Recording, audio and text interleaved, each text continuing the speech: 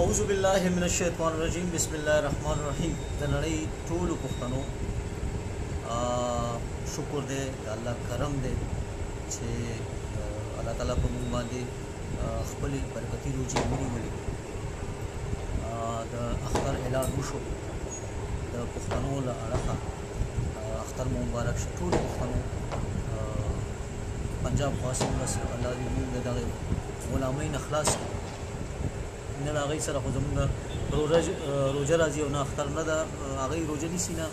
او بیا هغې وایي چې یاره زموږ په مرضۍ به تاسو اختر کوئ روژه کوئ نو دا زیاتی دی بس د غلامۍ ژوند دی الله مو دې نه خلاص کړي نور پښتنو الله دې وکړي شي زموږ د پښتنو ترمنځ د زړونو تړون راشي موږ چې دی نو د سیاست پوهه زده کړو موږ چې دی نو سیاست وکړو موږ سره ډېر لوی سیاست روان دی موږ په پښتنه خاوره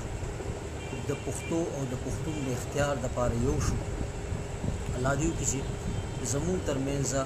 د زړونو تړون راشي دا د دې روژه کې چې موږ څومره چې دی نو عبادتونه کړي دي څومره خدمتونه مو کړي دي الله تعالی دې وکړي چې دې ثواب زموږ د مخه محمد رسول الله صلی الله علیه وسلم او ټول پښتنو ته ورسي ځکه چې پښتانه ډېرې مودې راسي زورولې کېږي ټکولې کېږي او په خاصه توګه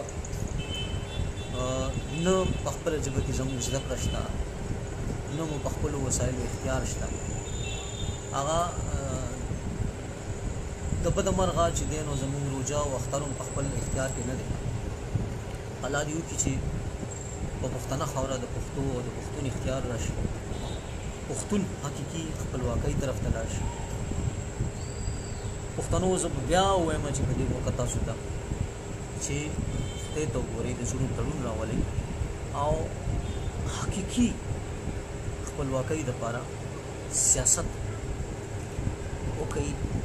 د سیاست پوهه کسان کې راولئ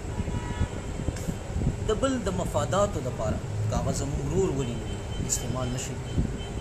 حقیقي خپلواکۍ دپاره کار وکړي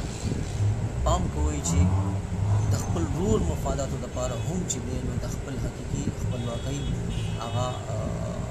مفادو دپاره استعمال نشي زموږ هغه حقیقي خپلواکي چې ده نو پکار دا ده چې موږ هم په هغې باندې توجه ورکړو او د چا د مفادو دپاره که هغه نه د پنجاب نه د بل چا نه د بل چا د مفادو دپاره استعمال نشو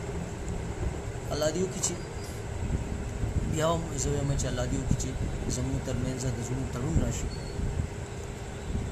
د ډاکټر خان فاونډیشن چې کوم د تیر روجو روژه ماتو خدمت وکړو الله تعالی دې دې ثواب ټولو پښتنو ته ورسي او دا یوازې د ډاکټر خان څه په دې کې څه لاس نشته دی ډاکټر خان خو د اوس یو د تحریک نوم دی د دې د یو ټولنې نوم دی د یو ګروپ نوم دی موږ ټول ملګري په دغه خدمت کې شامل یو او په دغه برکتونو کې د الله تعالی موږ شامل کړي په دغه خدمت په دې ثواب کې د موږ الله تعالی ټول پښتانه شامل کړي دا فاونډیشن چې دی نو دا د یوازې د ډاکټر خان څه دغه نه کردار نشته په دې کې چې هغه دا د تحریک ټول ملګري که هغه دلته مرکزي دي که هغه بهر دي نو الله تعالی دې ټولو ملګرو ته د دې خدمت هغه اجر ورکړي پښتنو اختر مو بیا مبارک شه الله دې وکړي چې دا اختر زموږ په ژوند کې د په پښتنه خاوره د حقیقي خپلواکۍ هغه دغه راوړي رنګ راوړي الله دې وکړي چې پښتون حقیقي خپلواکۍ طرف ته لاړ شي په پښتنه خاوره د پښتو او د پښتون اختیار راشي پښتنو الله مو تل ښاد او آباد لره اختر مو مبارک شه د الله په امان